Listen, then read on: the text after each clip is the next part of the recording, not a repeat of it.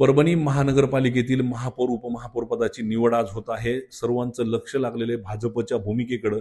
भाजप नेमकं काय करणार? आपल्यासोबत भाजपचे महापौर पदाचे उमेदवार डॉक्टर केदार खटिंग आहेत. त्यांच्यासोबत इतर 3 जणांचे अर्ज जे आहेत ते यासाठी दाखल केलेले. सर, काय नेमकी स्ट्रॅटेजी भाजपकडून सुरू केलेली जाते? म्हणजे काय नेमकी ठरवलंय का काही, काय नेमकं करायचं? भारतीय जनता पार्टी म्हणून आम्ही 4 जणांनी फॉर्म भरले होते. त्यामध्ये सौ मीनाताई बोरपुडकरांचा, माझा अर्ज आणि इतर 2 अर्ज असे आहेत.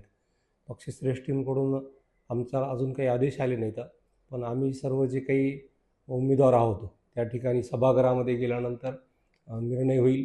आमच्यापैकी कोणाचा फॉर्म राहील ह्या गोष्टी पण अजून ठरलेल्या नाहीत, पण आमचे पत्ते आम्ही नाही का सभागृहामध्ये गेल्यानंतर ओपन करू. तोपर्यंत पक्षश्रेष्ठींकडून जे आदेश येईल त्याची वाट पाहतो. नेमकं कसं गणित लावलं जात आहे? कारण 33चं मॅजिक फिगर आहे आणि आपल्या ज्या संख्या आहे ती आपली 11ची संख्या आहे भाजपची. मग इतर महायुतीमधले घटक पक्षांना सोबत घेण्याचा प्रयत्न चालू. महायुती म्हणून आमच्यासोबत सध्या आमचे भारतीय जनता पार्टीचे आहेत. आमचे महायुतीचे घटक राष्ट्रवादी, अजितदादा गटांची मंडळी 11 जणांसोबत आहेत. अपक्ष 2 आणि जनस्वराज्य शक्तीचे 2 आणि आमच्या यशवंत सेनेचे 1 असे म्हणून आमचे 28पर्यंतचं गणित आहे. इतर काही जे गोष्टी येतात ते आताच ओपन करू शकत नाहीत आम्ही, त्या ऐन टायमावर ओपन करू आम्ही. मग निश्चितपणे महापौर पदासाठीचं जे गणित आहे ते लावलं जात आहे भाजपकडून सध्या तरी आम्ही हालचाली चालू आहेत. अजून आमचे जे काही वरिष्ठ आहेत, जिल्ह्याचे नेते आहेत, ते सर्व प्रयत्नात आहेत आणि आम्ही त्या जवळच मॅजिक फिगरचे आहोत सध्या.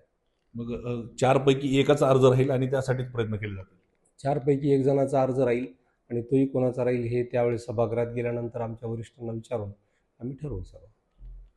तर भाजपच्या या खेळीमुळे काँग्रेस आणि उबाटाची गणित बिघडणार का, हे 11 वाजता स्पष्ट होणार आहे. पंकज क्षीरसागर, एबीपी माझा, परभणी.